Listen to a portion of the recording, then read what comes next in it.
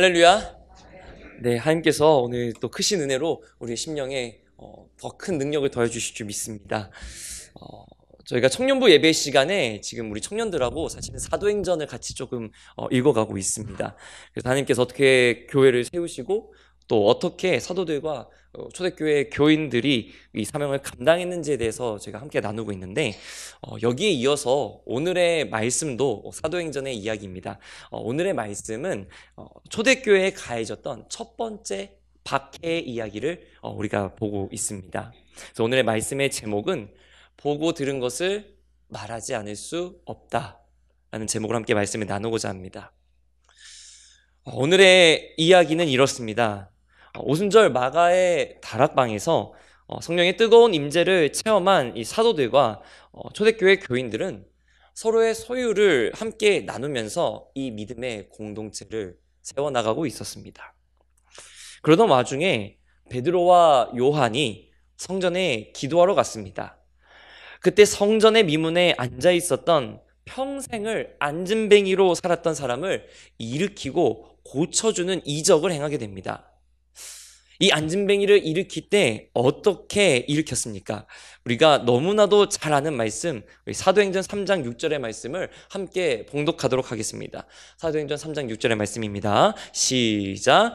베드로가 이르되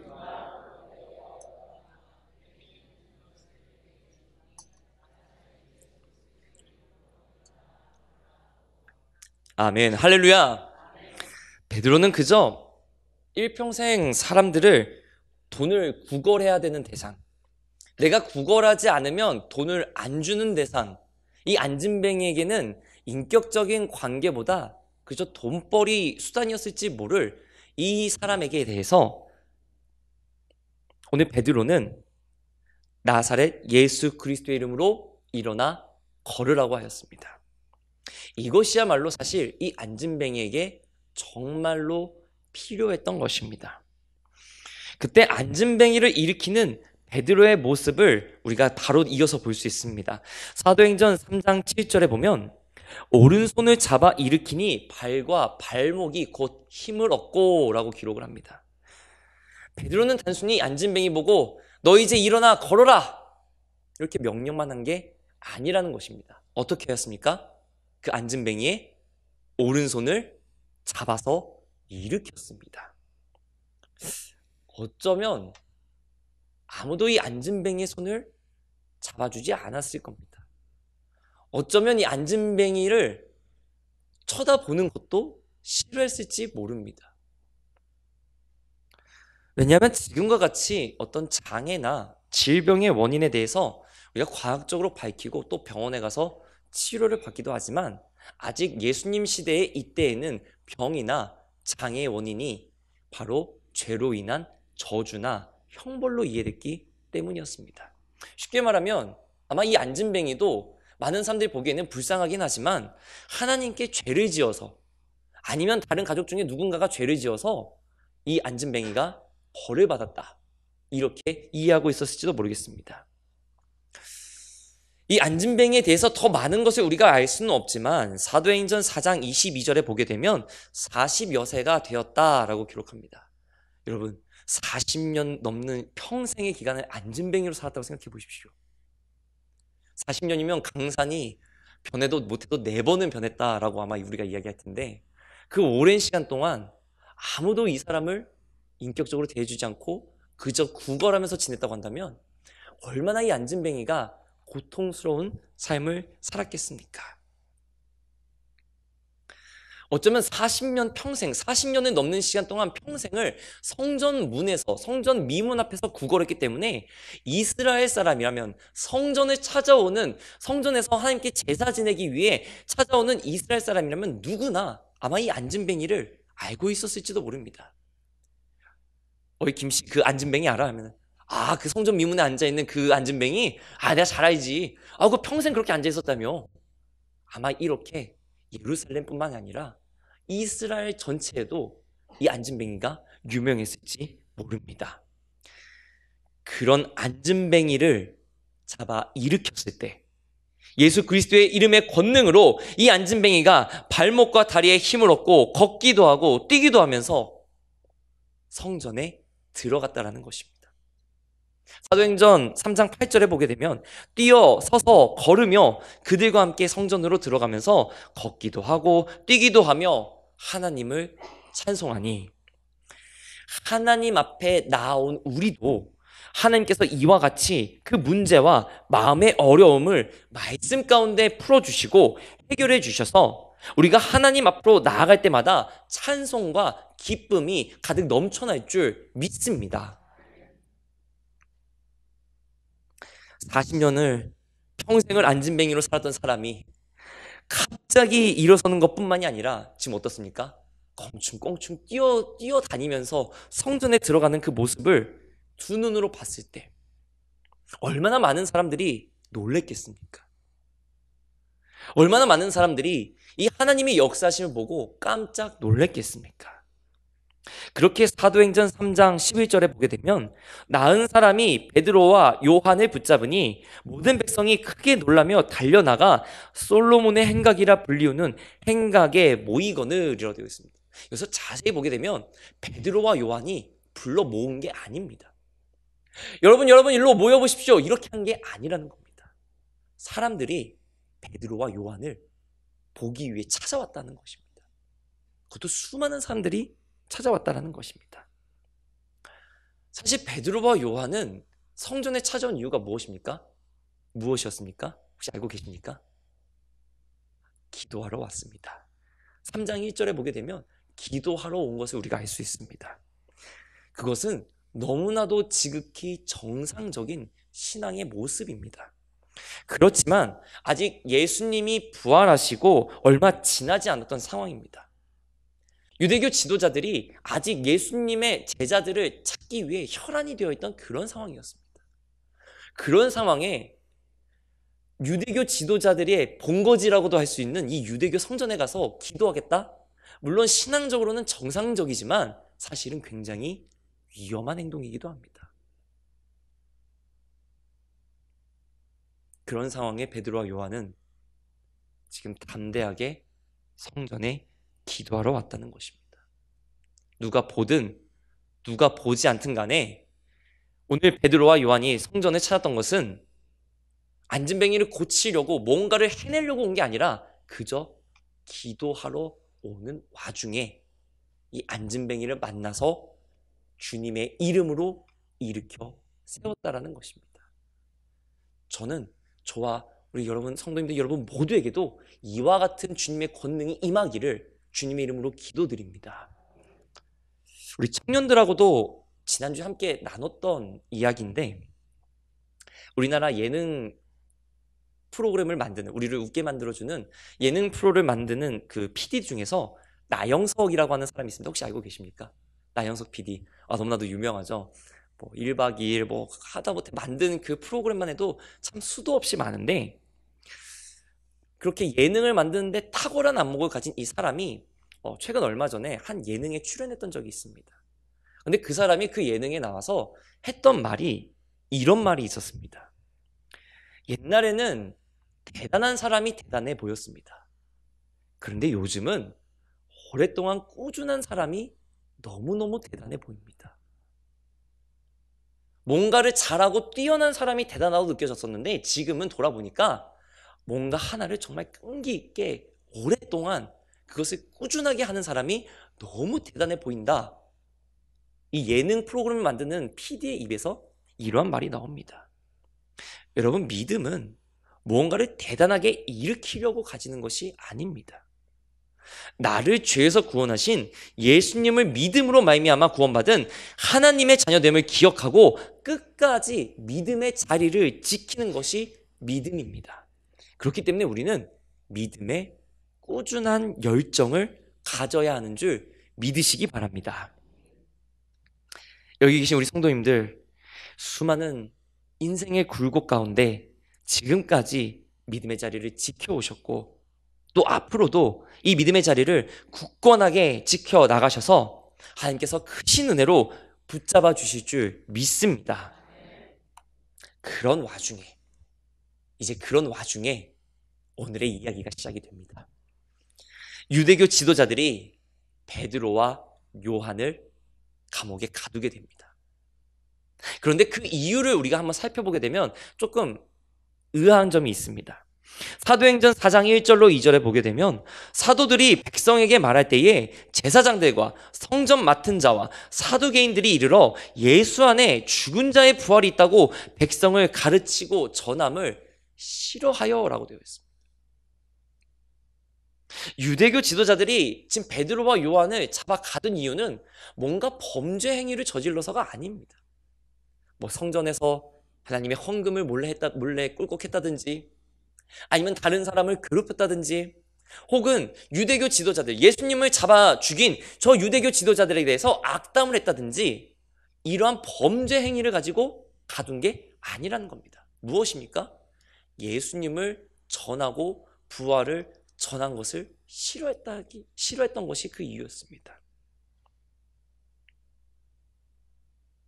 이렇게 범죄 행위도 저지르지 않은 베드로와 요한을 정말로 아무런 이유 없이 사실은 무고하게 잡아 가뒀던 이유는, 진정한 이유는 바로 예수님을 믿는 사람들이 많아질수록 자신들의 위선과 거짓이 너무나도 명백하게 드러나기 때문이었을 겁니다.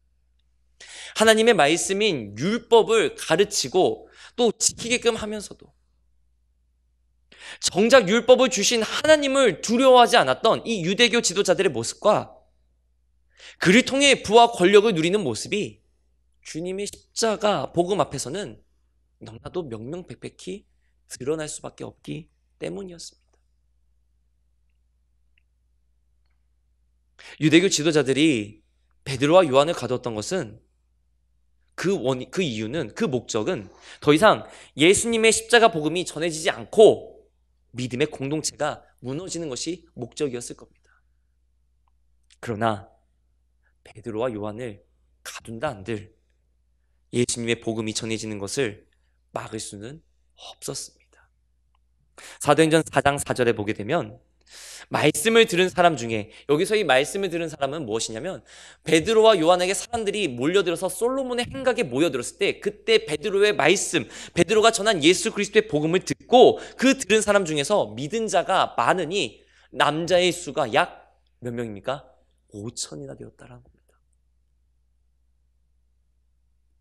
이미 베드로와 요한이 예수님의 복음을 전했을 때 그 복음을 듣고 예수님을 믿기로 결단한 사람이 성인 남자만 무려 5천 명이 되었다라는 것입니다. 예수님의 복음은 이처럼 사람의 방법과 생각을 뛰어넘어서 전해지고 이어져 구원의 역사를 이뤄가는 하나님의 능력인 줄 믿으시기 바랍니다. 베드로와 요한을 잡아 가뒀지만 사실 저녁 때였기 때문에 그들을 감옥에 가둔 채 하루를 보내야만 했습니다. 그리고 그 이튿날 이제 베드로와 요한을 재판하기 위한 공회가 진행이 됩니다. 사도행전 4장 5절로 6절에 보게 되면 이튿날 관리들과 장로들과 서기관들이 예루살렘에 모였는데 대제사장 안나스와 가야바와 요한과 알렉산더와 및 대제사장의 문중이 다 참여하여 라고 되어 있습니다. 베드로와 요한을 재판하기 위해서 이 공회에 모인 사람들은 대제사장과 관리들, 그리고 장로들과 서기관들과 같은 유대교의 지도자들이었습니다. 그들은 유대교의 최고의 권위를 가지고 있는 사람들이었습니다. 이스라엘 사람들의 입장에서 사실 공회에 선다라고 하는 것은 그리 좋은 일도 아니었고 그리 반가운 일도 아니었을 겁니다. 그런 공회에서 사도들에게 이렇게 묻습니다. 사도행전 4장 7절에 보면 사도들을 가운데 세우고 묻되 너희가 무슨 권세와 누구의 이름으로 이 일을 행하였느냐? 쉽게 말하면 이 사도들을 둘러싸고 여러 명의 사람들이 이 사도들을 공격할 때, 질문할 때 이렇게 묻는 겁니다. 너가 도대체 무슨 권위로, 누가 너한테 권한을 줘서 이 일을 행하였느냐? 사도들을 질책하고 있는 것입니다. 여러분이 지금 상황이라면 예수님을 전하실 수 있으시겠습니까? 전하실 수 있으시겠습니까?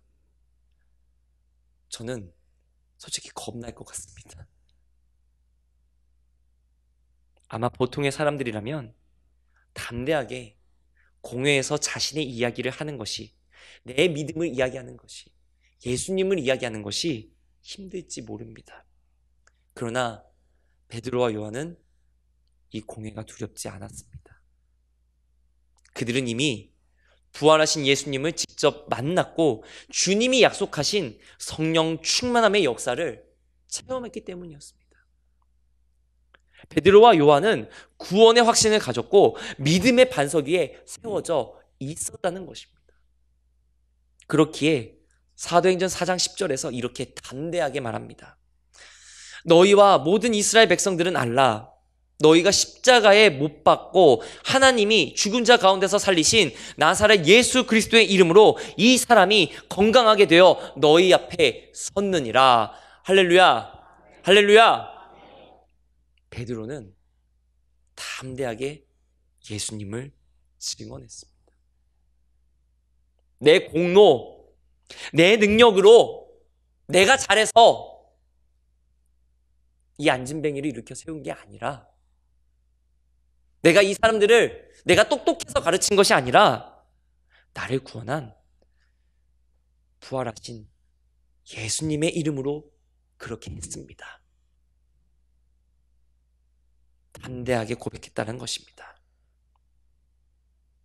나사렛 예수 그리스도의 이름으로 이 안진뱅이가 건강하게 되어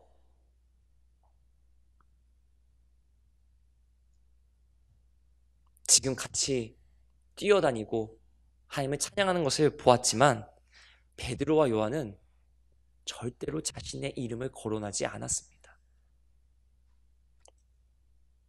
네, 이 안진뱅이 내가 일으켜 세웠소.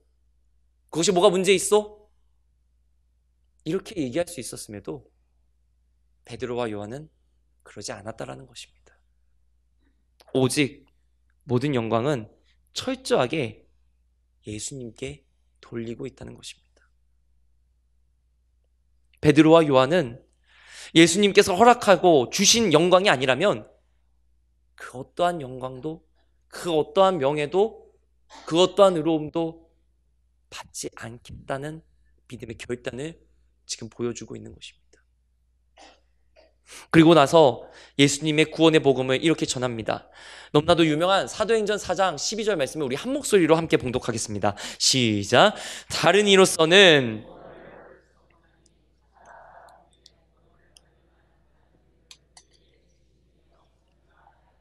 아멘, 할렐루야. 예수님의 이름 외에는 결코 구원의 역사가 없는 줄 믿으시기 바랍니다. 최근 넷플릭스에 참 마음이 아픈 프로그램이 있습니다. 참 이단들의 그 실체를 밝히는 프로그램을 보면서 사람들의 반응은 교회나 똑같지 않냐. 너무나도 안타까운 시대를 우리가 살아가고 있습니다. 그러나 그럼에도 우리는 오직 구원은 예수 그리스도에게 있음을, 이 구원의 확신을 가지고 우리의 삶의 자리에서 하나님의 말씀의 빛을 비추는 선한 양심으로 세워지는 저와 우리 교회 모든 성도님들 다 되시기를 주님의 이름으로 기도드립니다. 사도행전 4장을 보게 되면 베드로와 요한을 재판하는 공회의 모습을 볼 수 있는데 한 가지 특이한 점이 있습니다. 보통 우리가 재판을 생각하면 어떻습니까? 자신을 변호합니다. 존경하는 재판장님, 이의 있습니다 하면서 우리가 드라마에서도 보지 않습니까? 저는 재판정에 가본 적은 없지만 제가 왜 이렇게 했고, 제가 이런 일이 있었고, 제가 이렇게 이런 의도가 없었습니다 하고 변호를 합니다. 그리고 그런 일을 하는 변호사도 있습니다. 그런데 사도행전 4장을 보게 되면 베드로와 요한은 자신을 변호하지 않습니다. 자신들의 목숨을 우리가 잘못했으니 그래요, 유대교 대제사장님 죄송합니다. 제가 당신의 마음을 어지럽혀 드렸군요. 제 죄를 용서하여 주시고 살려주십시오. 목숨을 구걸하지 않았습니다. 오직 예수님의 영광만을 드러냈다라는 것입니다. 자신들의 육체적 안위를 위해 성령으로 행한 일을 육체로 마치지 않았습니다. 이렇게 담대한 베드로의 모습을 보고 이 공회에 참석했던 다른 사람들은 이 공회가, 이 재판이 자신들의 뜻대로 흘러가지 않으니까 아마도 적잖이 당황했던 것이 분명합니다.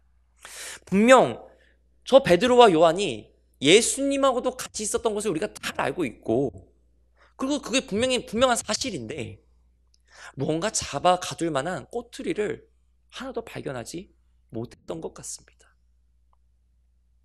더군다나 지금 이 베드로와 요한과 함께 누가 있냐면 그 안진뱅이가 같이 서 있었습니다. 증인으로 같이 있었습니다. 이 제사장들도, 이 대제사장들도 성전에 왔다 갔다 하면서 이 안진뱅이 보지 않았겠습니까? 근데 그 안진뱅이가 너무나도 떳떳하게 당당하게 서 있는 모습을 보고 얼마나 적잖이 이들도 당황했겠습니까? 그리고 이 사실이 이미 온 예루살렘에 다 퍼져버렸습니다. 그렇기에 이 공회에서 내린 결정은 사도들이 더 이상 예수님을 전하지 못하게 경고하고 협박하는 것뿐이었습니다. 그래서 사도행전 4장 18절에 보면 이렇게 그들이 얘기합니다.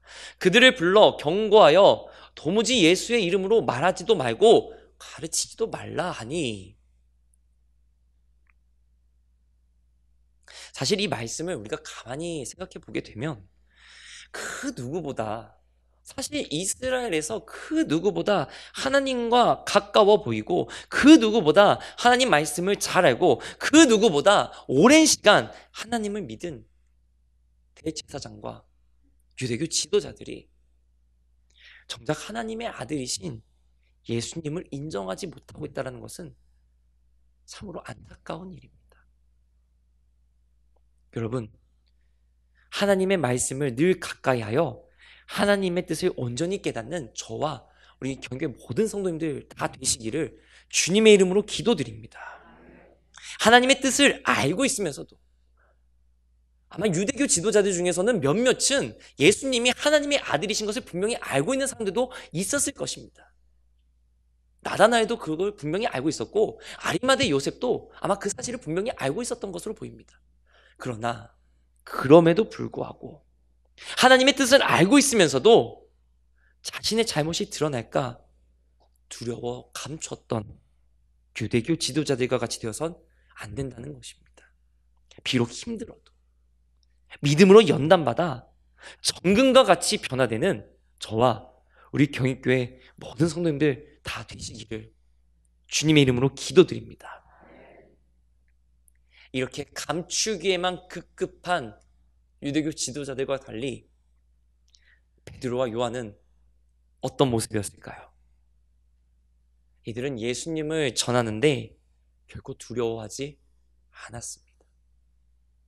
목숨이 걸려 있음에도 담대하게 예수님을 전했습니다.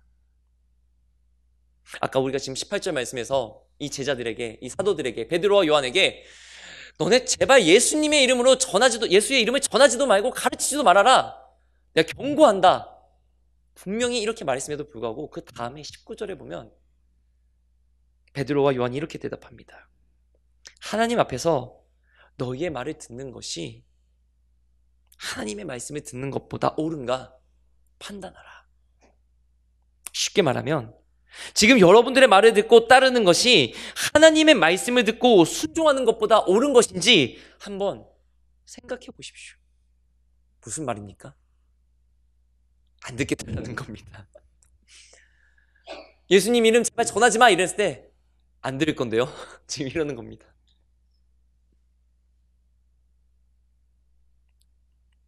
즉 예수님을 지금 하나님으로 증언하고 있습니다.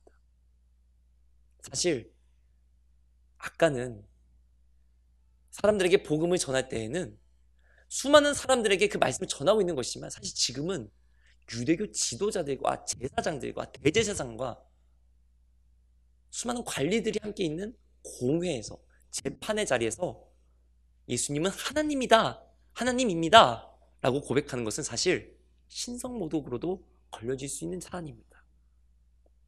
그럼에도 불구하고 베드로와 요한은 그 사실을 말하는데 조금도 주저하지 않았다는 것입니다. 그러면서 다시 이렇게 고백합니다.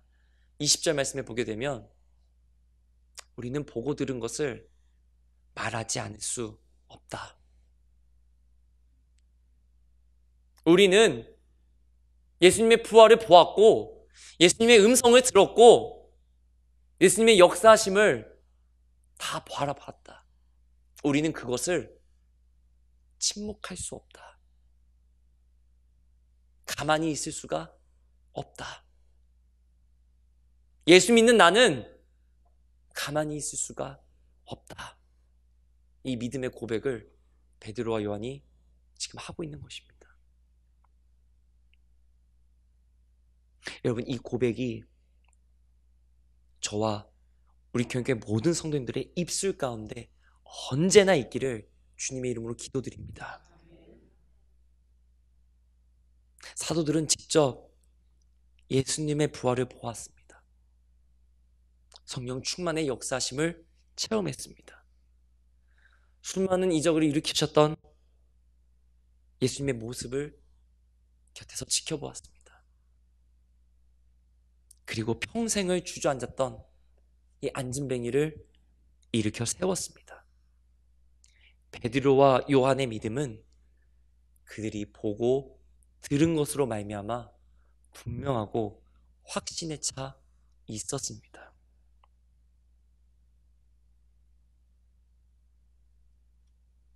저는 저와 우리 교회 모든 성도님들이 보고 들은 것을 말하지 않을 수 없다. 이 믿음의 확신에 든든한 반석 위에 세워지길 주님의 이름으로 기도드립니다. 오늘 말씀을 좀 정리하도록 하겠습니다. 하나님의 역사하심을 앉은뱅이를 일으켰던 역사를 사도 베드로와 요한 그리고 제사장들과 서기관들을 비롯한 유대교 지도자들 모두 똑같이 보았습니다. 그러나 둘의 반응은 너무나도 달랐습니다. 한쪽은 예수님의 복음으로 인해 자신들의 잘못이 드러날까 두려워 아무런 잘못이 없음에도 가두고 감추려 했습니다. 다른 한쪽은 예수님의 복음으로 인해 자신들의 목숨을 잃을 수 있었음에도 그들의 보고 들은 예수님을 감출 수 없었습니다.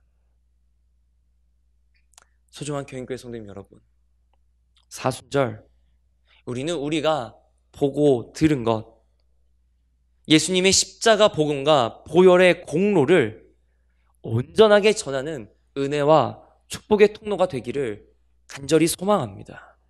그로 말미암아 세상이 감당하지 못하고 세상을 이겨도 넉넉히 이기는 믿음의 용사로 새롭게 거듭나 세움받는 하나님의 은혜와 축복이 가득하기를 주님의 이름으로 기도드립니다. 기도하시겠습니다.